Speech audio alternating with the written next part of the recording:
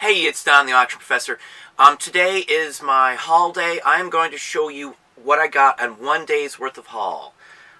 Literally, we went to a outside, fairly large flea market.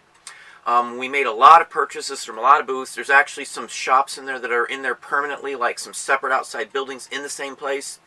And we hit those as well, too.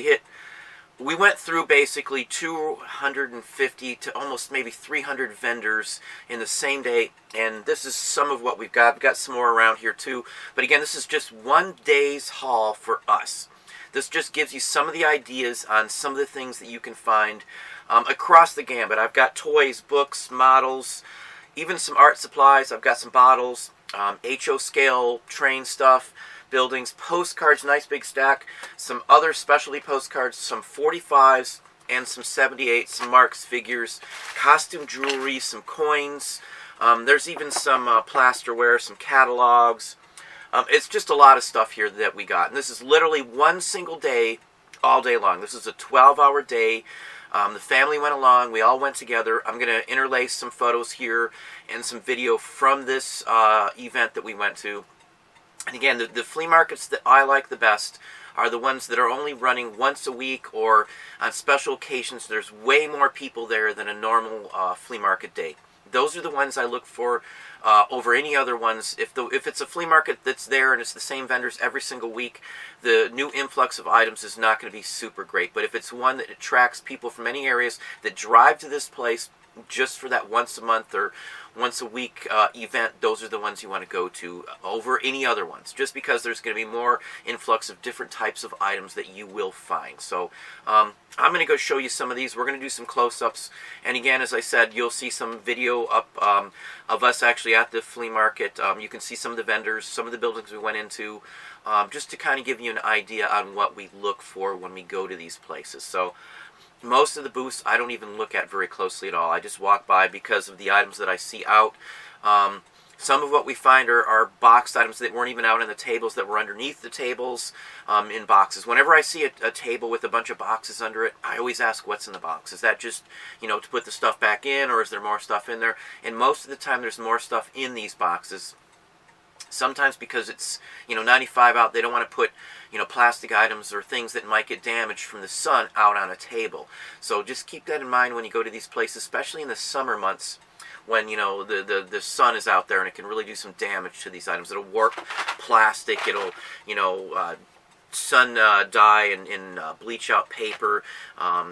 Even some bottles can change colors, believe it or not. When you see purple glass bottles, that's like an irradiated one from like having the sun beam down on this thing for decades. So they shouldn't be purple for some of like the soda bottles. There's a Coke bottle that's like a brownish purple, and that's literally from it being out in the sun. So I learned that the hard way, and I talked around, I looked, and that is the truth on some of those glass. But anyway, I'm going to show you some of these, and as I said, we'll interlace some videos in here, and I'm going to try and talk about what I found here. Again, one day, it was 12 hours counting drive time. This was a long ways from our house, as I said, so most of the time if we do that, we spend the night, but we had other stuff going on with, we have a relative in the hospital, so I didn't want to spend the time there and lose out, so it was a long day, but that's what we do to make this all work.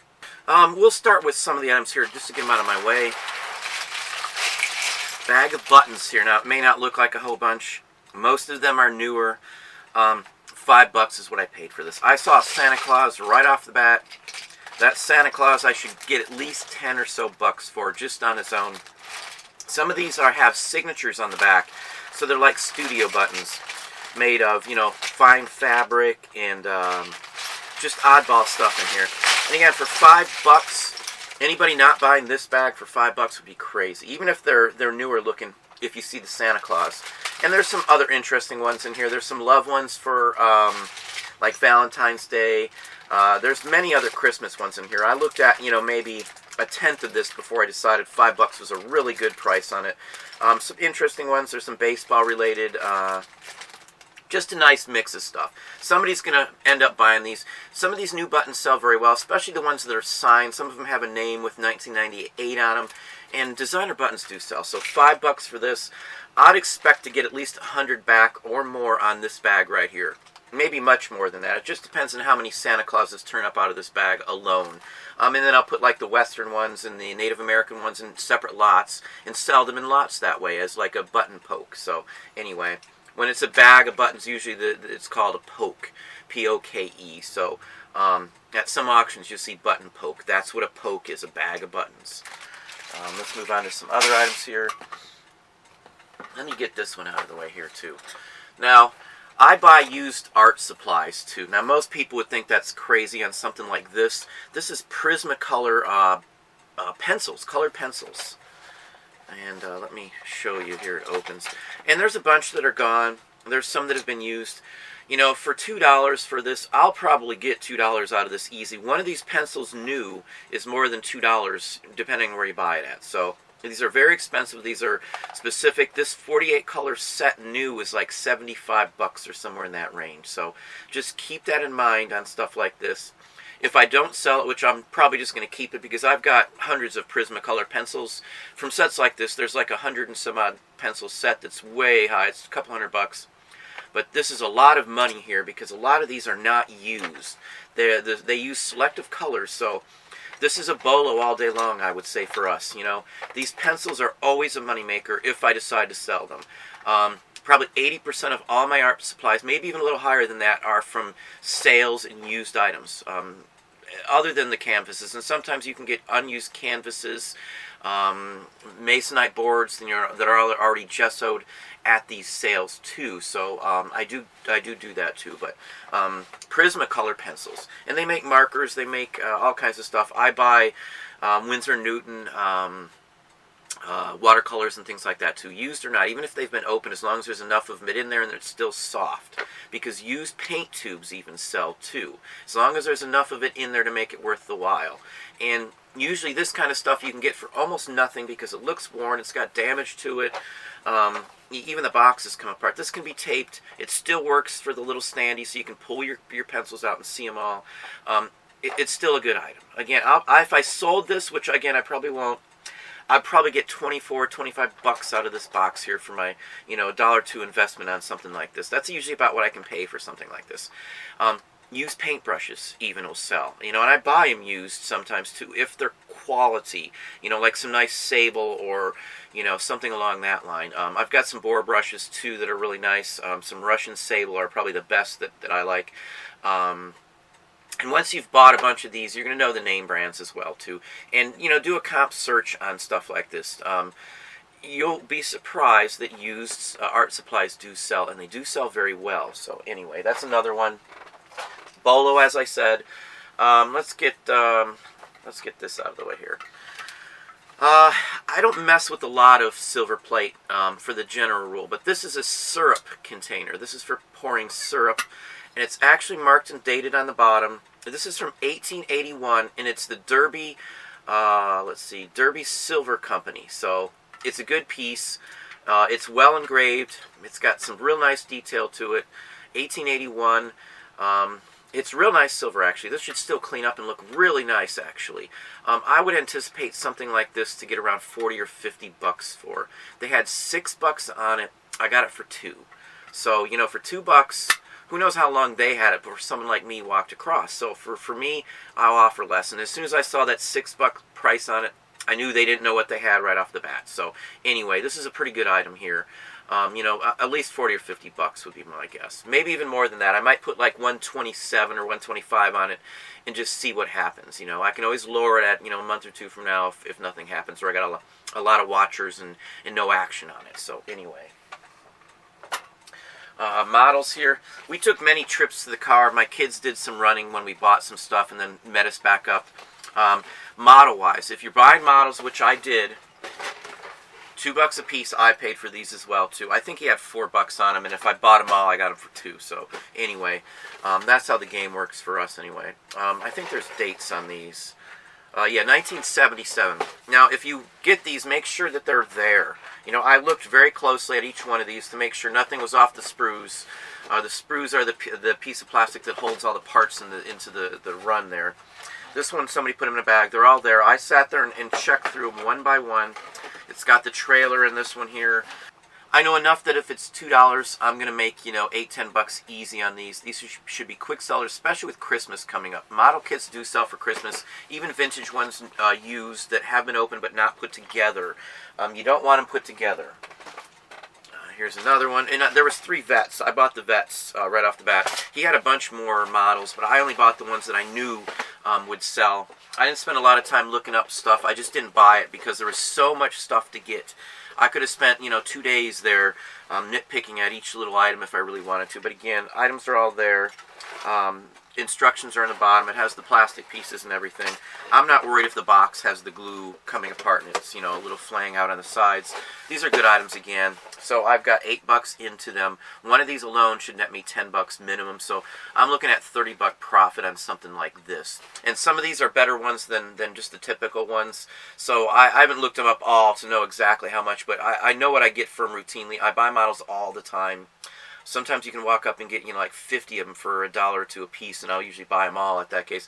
We were at a place I just didn't want to mess with. We were actually out.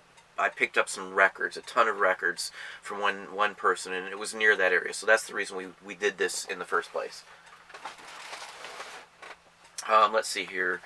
Let's see. I've got some sheet music. Nice fanciful artwork on this one. This one's early. Mazurka, it's like an opera, Argentina, 1890s probably. Now this one here I've had. I've even shown another copy of the same one. I'm going to Charleston, back to Charleston. Charleston, South Carolina, if you're not aware. There's other Charleston cities too, by the way.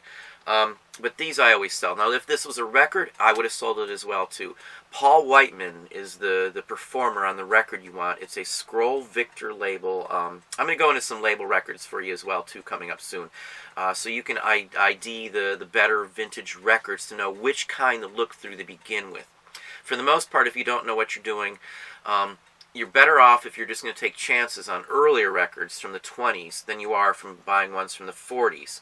The 40s, bebop and all that are good, but most of the swing are not. Now, I've showed you one, In the Mood by Glenn Miller. Always sells. Always sells for us. Every time. And it sells very well. So anyway, more jazz. It's a jazz band grouped on the front. These are like 1915, 1920. Here's an 1800s one. E.T. Paul.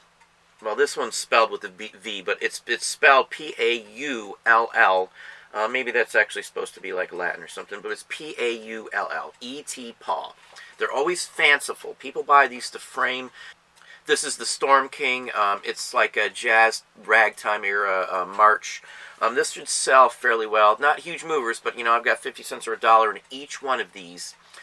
This one's probably worth 20 or so bucks I'll get out of it just because of the artwork. Someone's going to buy this one and frame it. And then I've got Mickey Mouse's Birthday Party. Now I've had this one recently. I've got like 3 of these in house right now. When you look at thousands of sheets of sheet music a month, you're going to run into the same ones over and over again because they made possibly a million or 2 of these right here. So I buy it because it sells. It's not a quick mover. I spent 2 on this one. It's the only one I spent more on because I'll get like 15 to 20 bucks out of it. I knew that. And routinely it doesn't sell super high, but I'll put a higher price on it. And sure enough, it'll sell at that. And I usually show a picture of the back. A sheet music, I'll list 3, or show 3 pictures. One of the sheets and one in the back. And a key thing you want to do when you look at sheet music is look at the page numbers and make sure they're all there. Usually it'll say, on the very last page, it'll say 4. So that means there's 4 sheets to this. So this is 1, 2, 3, and 4. Make sure you look at that when you're buying sheet music. That's a key important issue for sheet musics. A lot of them might be missing this inner sheet, and you might not know it if you're not looking at the bottom of it. So, and it usually starts that way. 2 is the first inside page. 1 is the cover. So, anyway, that's how that goes with these. But always pay attention to that. And then I've got some vintage German ones. Now, these are like 1900 German ones. So, World War I era. And they actually mentioned some content on here from the Conservatory in Dresden. It's the reason I got these. These should sell fairly well. I don't care if they're overseas sales or not. I'm a top-rated plus seller in every country on the planet that eBay sells in. and we do sell enough. You have to sell, I think it's 100 to each country throughout the year to hit that status, and we have sold that many to the areas that we sell in, especially since they changed the grouping on which countries are in which category, or which setup on eBay, so that we can keep our top rated seller plus. But that's some of that. Color Dynamics. This is a color sheeting book for some of the machinery and stuff like that. So anyway, it's a catalog basically. Again, these were like $1. That's going to get me 20. Parade of Homes, Toledo, Ohio, 1950s. Now I've had one of these before too. I think it was a different year, but this is 56. It has layouts of all the homes and stuff in it. And it's Toledo. It's specific. 20, 30 bucks. You know, $1. Now this one here is probably, you know, going to be like a maybe 30-buck one here, maybe more than that. Bowling Green State University magazine. It's their 50th anniversary. It's got game content and things like that. It's got a lot of interesting pictures and stories inside of it. So this one here is probably going to be, you know, 30, 40 bucks or more profit. Transistor Electronics. This is Philco Ford. It's a technical training program. Let's see if there's a date on this. Some of these I don't even look up the date, because if it's $1, it's worth the investment. 1959, so it's a good one here. 20, 30 bucks. Delta Rockwell Industrial Power Tools. Again, some of these I get routinely in lots, so you know I know the prices on a lot of these, or what I'll get out of them. This is a catalog. Let's see what the date is. I'm guessing it's in the 50s, 57. So something like this is another $27.50 or higher. I might put 40 bucks on it, 45, and see what happens. The Interstate Commerce Act. This is the entire act, 1929. It's got some inserts, some fold-outs. Again, $1. So, you know, I'm figuring 15 to 25 buck range. This is an industrial magazine for selling stuff, but if you can see the cover, it's actually skateboarding related, talking about franchising skateboarding parks. I don't know the date on this. Is there a date? 1977. High era of skateboarding. You know, the dawn of Tony Hawk and the whole works. This one might net me, you know, 50 to 100 bucks. Who knows? I'll have to look this one up. I've never seen one quite like it. They even talk about greeting card racks and postcard racks and things. This is very interesting. I've never seen this one before. So another $1. The Pennsylvania State University Commencements. This is a vintage commencement book. Somebody who went there and graduated there the year that this is, 1974, is probably going to want this $1. You know, I'm figuring 20, 30 bucks. I'll probably put 34.50 on it, unless my comps show me that this goes for higher. This could be a $50 book. I'm not sure. It kind of goes along the lines of a yearbook. Walking Happy. This is a stage show book, like a program from it. Again, $1. Linda Lavin, Noel Harrison. There's a bunch of famous people in here. So, you know, who knows what this will go for. I'm going to at least put like 20 bucks on it. Film Fan Monthly, 1973. I've sold some of these, some of the ones with Karloff and, you know, horror stars on it. Myrna Loy's on the cover, so this one should be good. I got a couple of these. I don't know what I did with the other ones, but I got a couple of these. Again, $1 a piece. I'm figuring 30 bucks I'll put on it, minimum. The Most Happy Fella. This is a Playbill. It's got nice advertising, Chesterfield. So I sell these Playbills. Probably the cheapest I get is $7 out of them. It even has some inserts in here for an Actors Guild in the inside. So this is a pretty decent one here. You know, so I'll get, you know, $10 profit probably. Another movie-related one. Paul Lynde on the back. Well known. He was in Bewitched. Here's another one, Mammy. It's nice pinup style artwork on it and photos. So again, $1. Who knows what I'll get for it? I'll at least get 8, $10. So I'm not really worried. Those quick, easy lists. Here's a French magazine, 1988, Alternative Economics. It was interesting. I paid 50 cents for this one because it was foreign, so, you know, who knows what this one's worth. I'll probably get some money out of it either way. Haven't looked it up yet, so, anyway. More magazines. Itasca Park, a state park, headwaters of the Mississippi. It's got photos, even had a postcard in it too, so for $1, I figure 15 bucks profit. Rockwell, more Rockwell, and this came from the same person, and I think I've had this one here before, but not this one. He goes into details on each one. I'm probably figuring 14 bucks a piece. These were 50 cents each. Everything else now is 50 cents other than this one here I paid $1 for. And this is veterinarian supply stuff. It's got horse medicine and dog weighers and all kinds of weird oddball stuff in it. Quackery and the whole works. So let's see if there's a date on this one here. Some of these sometimes don't have dates on them. 1967. So you know to put like 30 bucks on that one. Clock radio, instruction manual. Now, somebody who has the radio is going to want the book, and I do sell these for like 10 to 15 bucks all day long.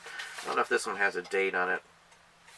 I'm guessing 50s, early 50s. It's Art Deco almost, mid-mod century. Interesting model. It's not a standard everyday model that I've seen. I've never seen the radio, so 50 cents for that. I'll probably put like $27.50 and see what happens on it.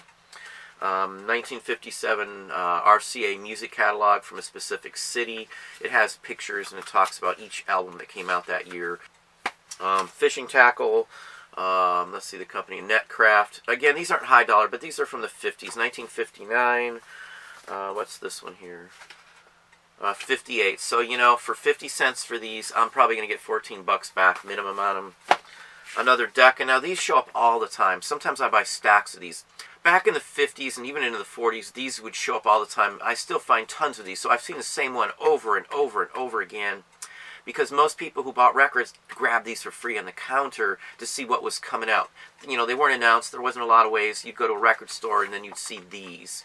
So I've got, sometimes I've run into hundreds of these at the same time. Sometimes I've had stacks of the same one. It's a quick, easy list. You take one picture, front, back, the insides. And if you have a bunch of them, it's just one listing. List one at a time. It sells, list it again. List it again until it's done. That's what I do with these. But that's some of the paper I've got here. I got a few more pieces of sheet music I pulled out to look up. Let's see here. Let's kind of get rid of some of the stuff off the table here. Now, this is a box deal here. Now, I'm going to show you all that came in the box. And here, all of this here, right here, all these train related. The wire came with it. Plastic trees, a whole bag of it. All plastic trees. This was 20 bucks in a box. I took it out of the box now and I've put it together. One of my son's friends is in a train, so he's going to probably buy all this. I won't even have to worry about packing or selling it. Good, quick, decent profit on this. But I got 20 bucks into it. I was probably going to sell for like $125. There's a bunch of these cars. They look brand new, never been touched. Probably came from a dealer or something. There's a bunch of brand new stuff. There's even price, the tags still in the back for the stuff that they bought.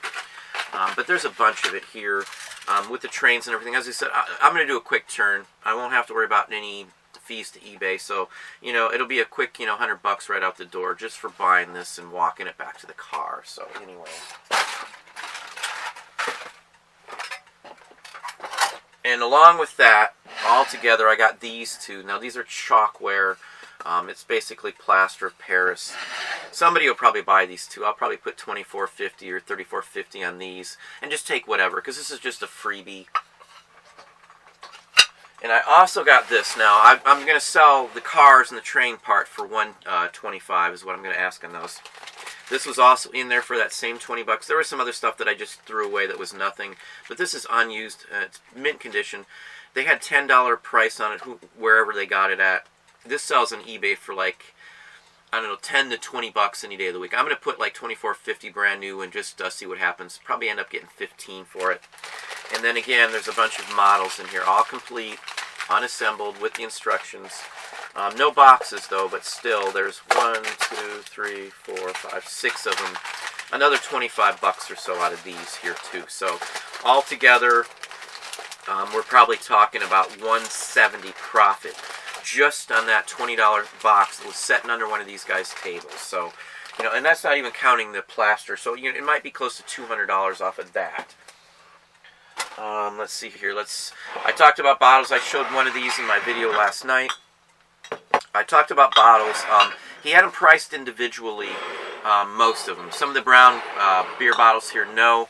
But $3. I took 20 bucks. I got them all for 20. Plus, I got another. I think there was 12 more bottles. 3 or 4 of those weren't worth anything. I'm just going to recycle them. And some of the other ones that we've put into our collection for good. Like there was another one of these. This is a $30 bottle. This is Dr. Kilmer's Swamp Root Kidney, Liver, and Bladder Cure. Quack medicine. It says specific on it. It's got his name on the side, the town on the other side. 1890s-ish. Nice bottle. You know, this is going to be 30 bucks, so I've already got my money back from just this one. And if I'm not mistaken, I think there was 2 of those in here. Yeah, here's another one. Now, this one isn't as early. This is a little later, 1905, 10, somewhere probably in there. It's a little cruder looking. The impressing's not as good, and it's not marked on the side, so this is like $20. So 50 bucks on these 2 bottles.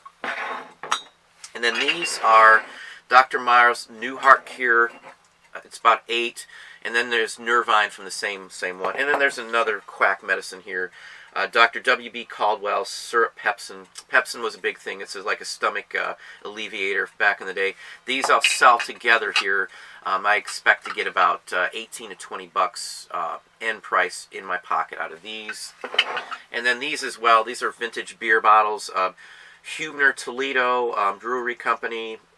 These are Prohibition era, so, or pre-Prohibition, I guess you'd say. And this one's got another name, Grasser and Brand Branch. Now, this is a specific branch that did these. And then here's another early D-Bolt Brewing Company Toledo one. So, all together here, this is probably another 25 bucks profit from my $20 investment. So, I got 25. These, as I said, 50, so that's 75. And 80, about 90 bucks I'll get back out of that, my 20 bucks on those bottles. Plus, as I said, got some for my personal collection. Some nice bottles, too. I might show you some of my collection at one of these days, just so you can get an idea on what I look for. But those are the sellables, and as I said, the rest are keepables. Now, this one here is something else I got. I paid $8 for this at one of the buildings that you see in the videos of the place itself. If I can get it out of the bag. Now, I just picked up another camera the other day that I was going to show you. But I do buy SLR cameras, single lens reflex, all the time. This is a Minolta. Now, I've had many of these. I think I even have another one of these right now. This is an X570. It's got the lens cap. I've looked at it closely. It looks good. I don't see any damage to the lens. It needs a good cleaning. Everything opens up. Everything seems to work. I haven't had many issues with some of these like this. So I do buy them when I can. It had a flash with it, and then it had an extra lens here as well, too. Lens is a Sears, so it's nothing special, but just the body on this camera you can get 15 or 20 bucks for any day of the week. And with the accessories with it, you know, I should do fairly well. The mirror looks very nice. You know, I don't see any issues really with anything here. Some little dust, but other than that. So, you know, altogether, I'll probably take, you know, 50 bucks back out of this lot here. So, you know, for $8, I'll get 50 bucks back. It's a quick, easy one. I list a couple cameras together at a time when I do it. And I also got some other camera-related items. If I can get the box up safely here. Here's the box. What I got this box for, as I said, $8 for that. This was $15 for everything in this box. Now, one name on here is Benoist Berthoit. I'm not sure how it's pronounced, if I'm pronouncing it wrong. This is a French lens. It's spelled B-E-N-O-I-S-T. That's the first name. Benoist, and the last name is Berthoit. B-E-R-T-H-I-O-T. Now, this lens here, some of these go for like $500 to $1,000. This is a movie lens. It's got the shroud, the whole works. It's a multi-piece lens set. Even in not the greatest condition, these can be fixed up and repaired because of the quality of these is horrendously good. And I got some other pieces that go to it. Here's another one by the same company. It mounts as well too. You know, $15. I'm expecting, even in the condition that these are in, but they're not terrible. They're still pretty decent. They're still usable. Probably, you know, 80, 90 bucks on this one. About 60 on this one. And then there's a Bausch & Lomb movie projector lens here. In this one here, I'm probably looking at, because it has a little issue that it'll probably need to be fixed, probably looking at, say, 40 bucks on this one. This one here, I have no idea what it's to, but this looks very nice. It's actually brass made. If I can figure out what this is, I can get some good money out of it, I would imagine. This one looks very nice. It works well. No problems or blemishes. And even things like this. This is a Novoflex cap for a projector or a camera. Just this is like 20 bucks. You know, and then even these little things in here. Here's a, let's see what this is. This is a 4S light reducer for 3000 film. Just this is 10 or 15 bucks. Just this one little piece here. That's why I say these camera lots I buy, I always make money on. I've discarded half of it already because it's just not worth messing with. Here is a CDS Super Pilot light meter. Now this is like 20 bucks. You know, the price in my return on this box for 15 bucks, I'm probably going to net like $3.50 or higher from this. I mean, because the price goes up and up. This is a color temperature meter. Now, once you've seen one of these, you'll know right off the bat what it is as soon as you see it. It's a round device with a dial on it. I don't know if I'll pull it all the way out. Let's see if I can get it out a little easier. Let's see here. But I've run into these before. These do show up. It's Eastman Kodak. I sell these every time. This is another 20 or so bucks, maybe even $24.50 on the right day. And again, 15 bucks for this box. So, you know, I can't argue at all. It's got the paperwork. It's got test paper in it. Another 15, 20 bucks, another light meter with the box, with the case. Most light meters aren't very expensive, but the ones I got in here are pretty decent. This is a, what's the brand on it? This is a General Electric. Now, the General Electric seems to sell better than most of the common Kodaks, but, you know, for my $15 investment, I'm not going to go wrong on this as well either. So you can see this is just, again, from this day. I haven't even got to some of the better items yet at all. There's adapter rings in here, too. These are good. I kept a couple of these I pulled out already. There's a 49 to 52 millimeter. Japanese, which are the best. This is a Tiffin 58 to 52 millimeter step down. They're step down or step up. That just means you can screw this into your camera and use a lens that would fit on a different size mount. And I save these for everything. That way I can use lenses from all kinds of stuff on any of my cameras. As I said, I use a Nikon 5300 series camera for everything I do, even for this video, and it works great. Only issues, you know, you need a lot of lighting and stuff. But anyway, another GE, again, 15, 20 bucks. Here's another item in here. This is another one, 15, 20 bucks. And then even some of these little filters and things like this, these are 8, 10 bucks a piece. Even the adapter ring that goes with this. In fact, let me show you. You have to know a little bit about cameras to know what to buy. But I sell just this ring for like 8 to 10 bucks. And then these drop in, and I've got many of these filters, blue, red, yellow, the whole works, all came in this box lot. And then this goes on the outside, and this mounts to the camera that way. So that's how the setup works on these. You just got to know a little bit about what you got. If you didn't know what you had, you wouldn't know these all went together. Well, there you go. That's what we have. That's the flea market we hit. Again, that gives you a good idea on the quantity of stuff you can get. There's a ton of stuff out there, even still to this day. Anybody can find it if you know what to look for. So hopefully that gives you some ideas. Hopefully you enjoyed the video. If you liked the video, please hit the like button down below. You can also hit the bell icon up top to be notified when we post new contents or go live. Subscribe and tell a friend.